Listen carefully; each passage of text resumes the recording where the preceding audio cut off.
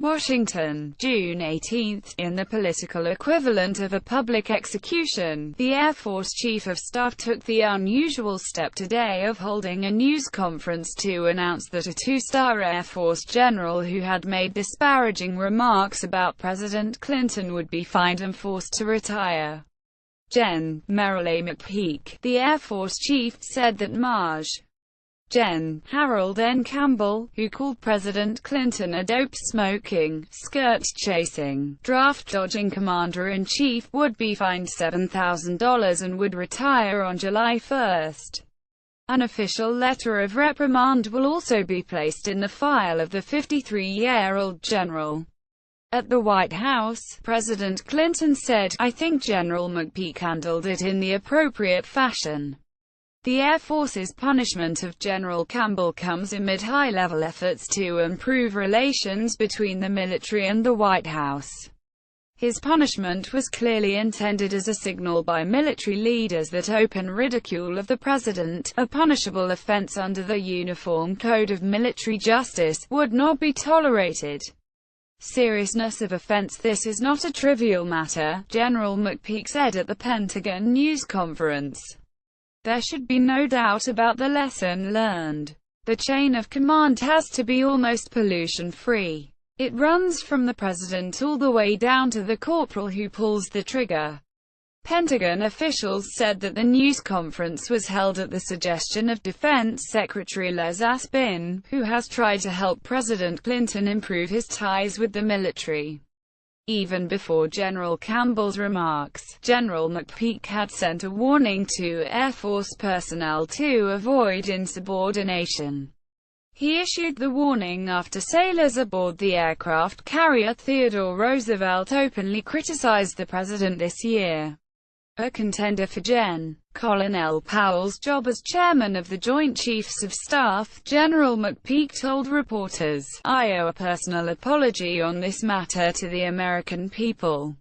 After a rocky start in which President Clinton alienated many members of the military already wary because of his having avoided the draft during the Vietnam War by promising to allow homosexuals to serve in the armed forces, the president has sought to win the support of the military in several carefully orchestrated visits and speeches.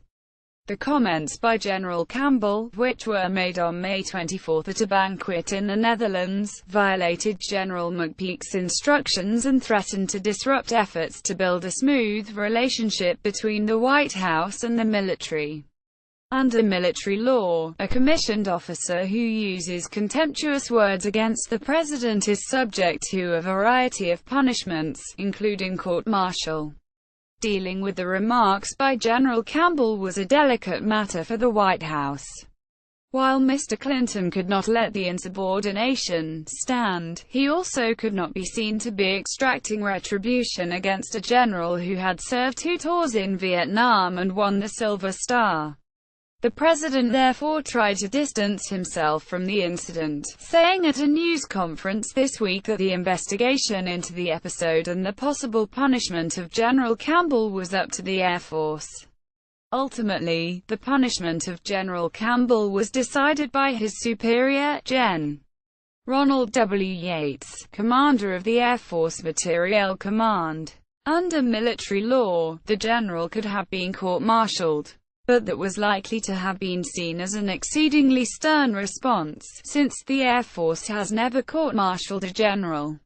Apology from General McPeak said at today's news conference that he had talked with General Campbell, who agreed that he had erred. In addition, Pentagon officials said General Campbell had prepared a contrite statement saying that military people needed to show respect for civilian authorities. General McPeak said he did not know of any previous episode in which a chief of staff of his service had held a news conference to announce the punishment of a subordinate. The punishment brought General Campbell's Air Force career to an abrupt end after more than 3 decades. He was Deputy Chief of Staff for Plans and Programs at the Air Force Materiel Command, situated at Wright-Patterson Air Force Base in Dayton, Ohio, and had been scheduled to take command of the Defense Fuel Supply Center in Washington. Photo Gen. Merrill McPeak, the Air Force Chief of Staff, announcing that Maj.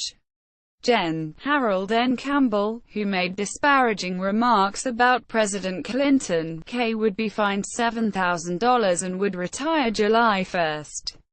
Jose R. Lopez, The New York Times.